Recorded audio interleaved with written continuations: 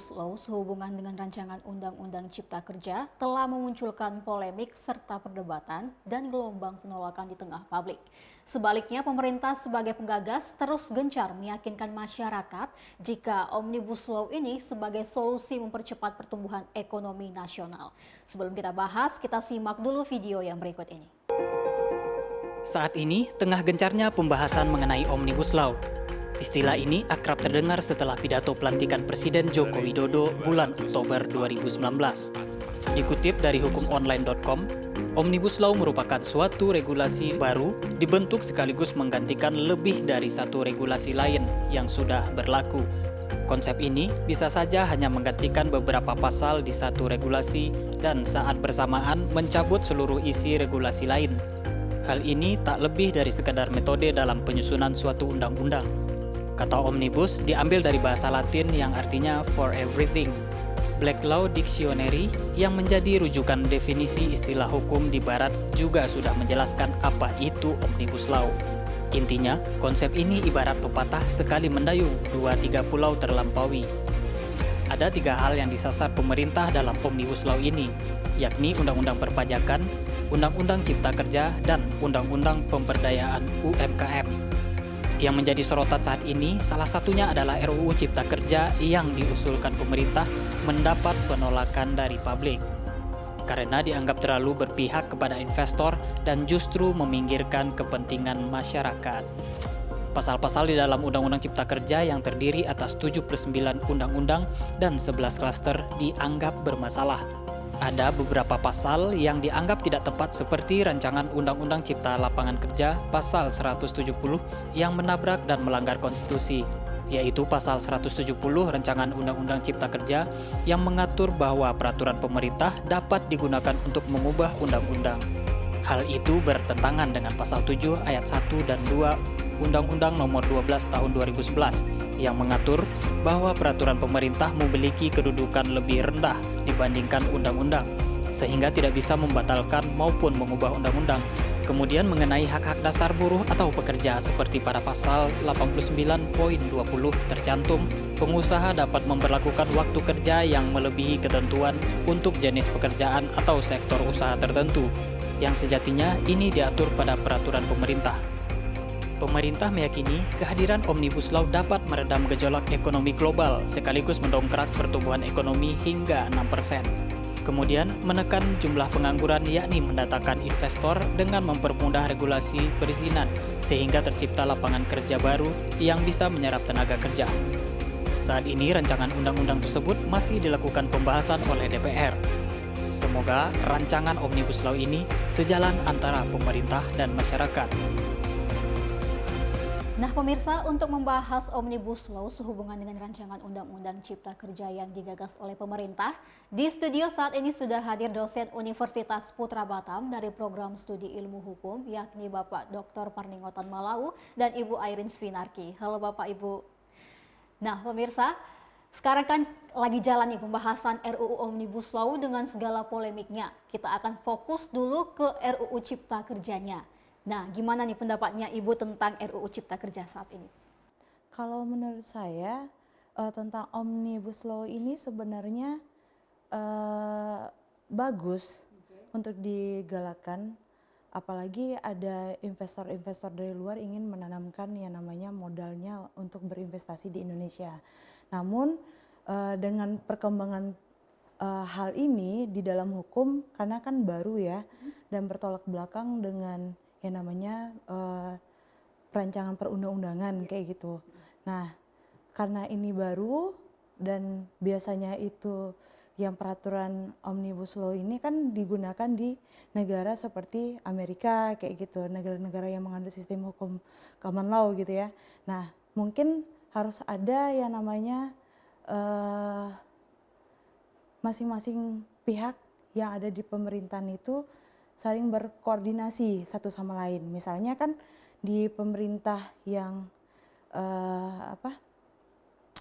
kan nggak hanya satu presiden dan jajarannya, namun kan ada juga DPR kayak gitu. Nah tentu kan harus dipertimbangkan itu sih. Oke Bu, kalau begitu Bu, pihak mana nih Bu yang menginisiasi Omnibus Law Cipta Kerja ini?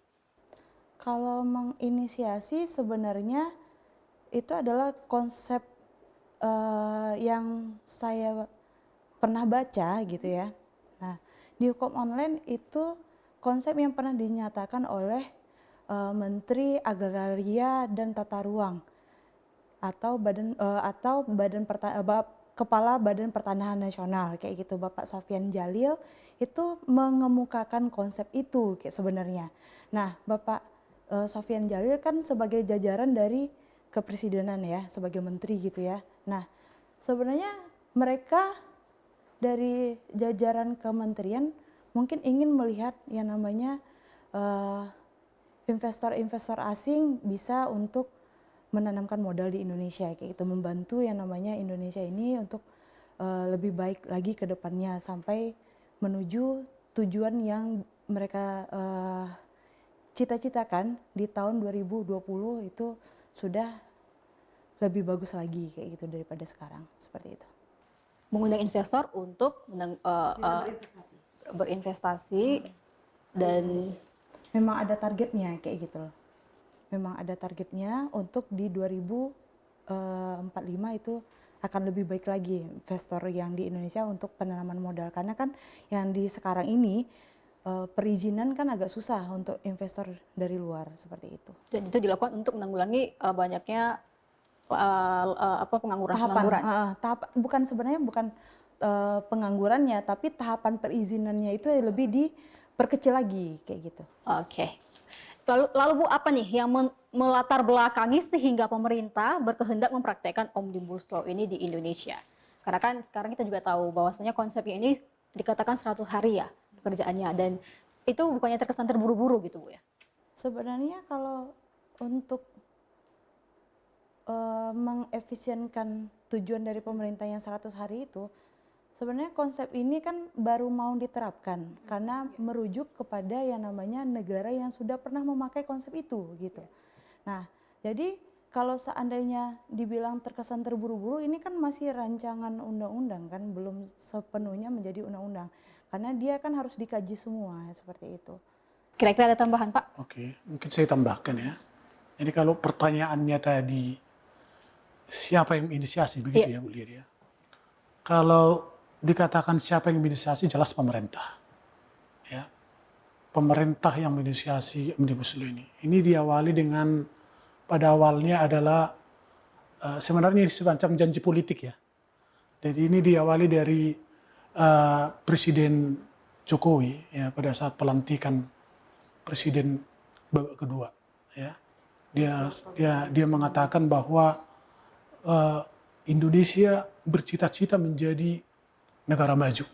Ya, salah satu indikator menurut Jokowi itu adalah salah satu yang paling penting hendak dicapai oleh pemerintahan Jokowi ini adalah adanya salah satu undang-undang Omnibus Law.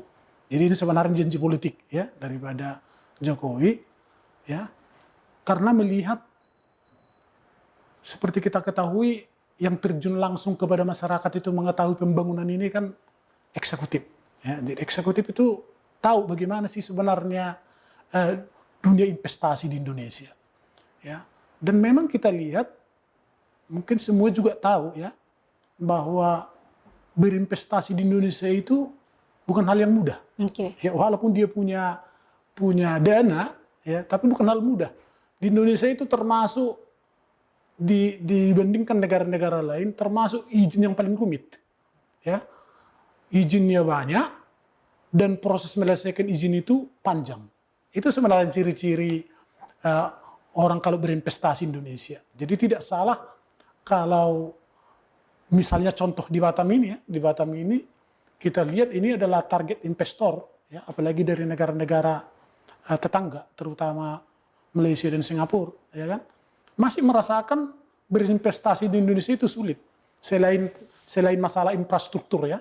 Ya, masalah-masalah perizinan ini itu yang menyebabkan banyak negara-negara lain ya, negara-negara terutama Singapura itu, negara Malaysia juga atau negara-negara Eropa juga banyak yang tertarik kepada negara-negara yang tetangga kita. Okay. Misalnya Vietnam ya, yang persyaratannya baik pun aturan-aturan perpajakannya jauh lebih mudah dari Indonesia. Okay. Inilah sebenarnya yang menyentuh tantangan Presiden Jokowi ini, bagaimana caranya kita bisa merekrut para investor sebanyak-banyak di Indonesia. Ya, itu tambahnya. Kemudian tadi pertanyaan kedua perlu juga saya tambahkan, apakah kita terburu-buru? Memang kalau itu tujuan daripada pemerintah, kalau itu yang menjadi tujuan pemerintah, memang tidak terburu-buru. Tidak terburu-buru itu. Kapan lagi? Tentu kita tak mau ketinggalan, ya, tak mau ketinggalan dari negara-negara lain. Apalagi sekarang sudah zamannya revolusi 4, orang berlomba-lomba untuk berkembang, untuk maju. Tentu Indonesia harus mengambil start, Indonesia harus mengambil posisi. Tidak bisa hanya penonton dari negara-negara maju. Seperti itu. Nah tadi, kenapa dia terburu? Boleh dikatakan terburu-buru, tapi bukan dalam idenya, tapi mungkin boleh dikatakan terburu-buru dalam bidang kesiapan kita. Ya. Kita sudah siap nggak menerapkan sistem yang diterapkan negara-negara Common Law itu di Indonesia? Karena tentu banyak harus disiapkan. Tidak boleh kita serta-merta menerapkan itu, padahal hal-hal lain belum kita siapkan. Itu saya kira yang perlu saya tambahkan. Oke, selain berinvestor, seperti yang Bapak sampaikan tadi, apa sih Pak yang Bapak amati kelebihan dari konsep Omnibus Law Cipta Kerja ini? Kalau kelebihannya, seperti saya ungkapkan tadi jelas. Kelebihannya tentu bisa memangkas berbagai regulasi yang dianggap menghambat. Ya. Contohnya seperti apa itu? Misalnya mengenai lamanya perizinan, jumlah perizinan, ya. Kalau dibandingkan di survei dengan negara-negara lain, seperti saya katakan tadi, Indonesia itu termasuk jumlah perizinan yang banyak sekali, ya. Selain lama, malahan masih ada istilah klasik kita kenal. Kalau bisa lambat, kenapa cepat? Ya, ide klasik masih ada seperti itu. Ya, jadi kalau bisa. Padahal bukan seperti itu untuk mengundang investasi. Bagaimana cepat, ya, untuk melirik para investor di Indonesia. Nah, jadi keuntungannya sebenarnya sangat banyak. Cuman tadi seperti itu, sudah siapkah sistem perundang-undangan kita membahas itu? Takutnya dan khawatirnya undang-undang Omnibus Law ini bisa dijadikan juga motif. Nah, itu yang saya khawatirkan bisa berdampak kepada sesuatu yang kurang baik. Ya. Takutnya semacam notif, ya, untuk nanti ini buat Omnibus Law ini mengundang investor banyak, ya, pengusaha banyak menikmati dengan banyaknya kemudahan-kemudahan diberikan negara, padahal pekerja itu tadi sebagai pihak yang lemah, ya, merasa tertekan. Nah, ini kan tak boleh. Ini tak boleh. Ini yang kita tidak inginkan. Jadi kalau kita lihat tadi banyak protes, banyak demo, banyak penolakan. Karena undang-undang ini namanya apa ya? Undang-undang Cipta Kerja. Jadi dia ada semacam paradigma yang salah di tangan para pekerja buruh itu. Karena judulnya Cipta Kerja, seolah-olah diperbaiki dulu sistem perburuhan baru investasi naik. Seperti itu. Baru investasi bisa bangkit, tapi perburuan regulasi perburuan diperbaiki dulu. Harusnya kan tidak seperti itu. Jadi persepsi masyarakat, apalagi persepsi pekerja buruh, harusnya bukan seperti itu jalurnya. Harusnya pengusaha dulu, ya, pengusaha dulu diperbaiki bagaimana investasinya, kemudian dengan sendirinya terbukalah lapangan kerja. Jadi bukan lapangan seperti yang melekat di para pekerja buruh ini, seolah-olah mereka jadi sasaran. Regulasi pekerja buruh diperbaiki sebagus mungkin sehingga investasi bisa kita undang. Seperti itu. Itu yang membuat ini sebenarnya ada kejanggalan para pekerja buruh kita di Indonesia. Begitu, Bu Lydia. Iya, baik, terima kasih Pak. Saya mau ke Ibu Airin, Ibu. Seperti bagaimana tadi Bapak menjelaskan tentang RUU Cipta Kerja ini menyelaraskan sejumlah regulasi untuk tujuan kemudahan berinvestasi dan perizinan tadi yang sudah dijelaskan oleh Bapak. Saya tahu juga Ibu selain sebagai seorang dosen, Ibu juga seorang notaris. Nah, Bu, mungkin Ibu dapat memberikan contoh aturan dalam Omnibus Law RUU Cipta Kerja ke depan yang dapat menjadi polemik, Bu? Menurut saya untuk RUU Omnibus Law yang Cipta Kerja ini bisa saja menjadi polemik. Salah satunya itu adalah dengan saya contohkan adalah Undang-Undang PT ya.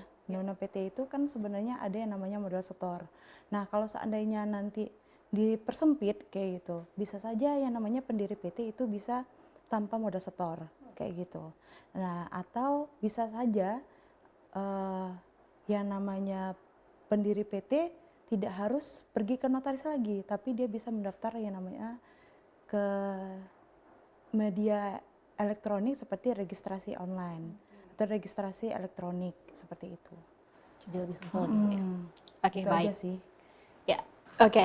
Ya, saat ini kita juga ada pertanyaan melalui video. Mari kita saksikan bersama-sama. Ini dia videonya. Perkenalkan, nama saya Rade Josenda. Saya mahasiswa dari kampus Universitas Putra Batam. Saya ingin bertanya, seberapa besar sih pengaruh Omnibus Law RUU Cipta Kerja ini bisa mempengaruhi investasi atau memperbanyak investasi di Indonesia? Terima kasih. Oke, mungkin Bapak Malau boleh bantu jawab, Pak? Oke, baik, terima kasih. Itu pertanyaan sebenarnya pertanyaan menarik ya dari para pemeriksa. Kalau dikatakan bisa menjamin, saya kira untuk pengusaha iya ya. Jadi kalau saya melihat rancangan undang-undang ini memang masih lama ya, masih proses ya. Tapi kalau saya lihat rancangan undang-undang yang 74 pasal ini yang terdiri dari 15 bab ya, ini saya kira bisa menjamin. Karena memang pasal demi pasal kemudahan perizinan, kemudahan berusaha ya, yang dibagi atas 10 klaster itu tadi ya, di mana undang-undang ini kan dibagi atas 10 klaster ya, atau ruang lingkup itu namanya. Itu 10 klaster ini dominan itu memang bagaimana orang berinvestasi mudah. Tentu menjamin ya, menjamin. Permasalahannya sekarang kalau kita lihat di masyarakat yang kita perhatikan, tidak ada orang pengusaha yang keberatan dengan Omnibus Law. Iya. Berarti mereka senang-senang saja, pengen cepat, ya kan? Justru senang gitu. Tidak ada orang pengusaha yang keberatan Omnibus Law, justru kepengen cepat, karena memang di sana berbagi kemudahan, nampak. Ya. Sekarang permasalahannya tadi pihak pekerjanya. Nah, pihak pekerja buruhnya sekarang. Kalau ini nanti diterapkan, tentu memudahkan, membangkitkan dunia usaha. Tetapi apakah hak-hak pekerja buruh nanti sejalan dengan perkembangan investasi itu? Nah, itu. Khawatirnya nanti terbalik. Ya, pengusaha banyak yang senang menikmati menjadi orang kaya, ya, orang sukses, pekerja semakin merosot. Nah, itu yang dikhawatirkan. Itu yang kita khawatirkan seperti itu. Gimana, Bu? Tanggapannya kira-kira Bu Airin? Kalau menurut saya sih sebenarnya hampir sama dengan Pak Malau. Karena kalau misalnya yang namanya regulasi itu adalah mempersempit aturan-aturan yang sudah banyak kayak gitu. Jadi kan memperkecil ya. Nah, konteksnya kalau seandainya kalau di sini dilihat adalah keuntungan bagi pengusaha sebenarnya. Nah, untuk bisa berinvestasi di Indonesia, kemudian bisa tinggal di Indonesia kan seperti itu. Namun harus dilihat di sisi lain. Jadi pasal yang akan diajukan sebagai apakah bentuk undang-undang baru atau perubahan dari undang-undang itu harus diperhatikan. Jadi ruang lingkupnya tidak hanya menguntungkan si pengusaha saja yang berinvestasi di Indonesia sebagai investor, tapi juga bagian yang lain harus menguntungkan. Misalnya kalau itu ada terkait dengan perusahaan, memang harus juga menguntungkan yang namanya pekerja kayak gitu. Kalau misalnya berinvestasi itu di bagian perumahan atau properti, itu tidak hanya menguntungkan pengusaha saja, tapi juga harus menguntungkan juga yang lain. Karena pemerintah itu kan maunya juga penyetaraan kayak gitu. Seperti itu sih. Baiklah pemirsa, jangan beranjak dulu. Setelah jeda kita akan lanjutkan perbincangan kita. Tetap di Prodi Talk.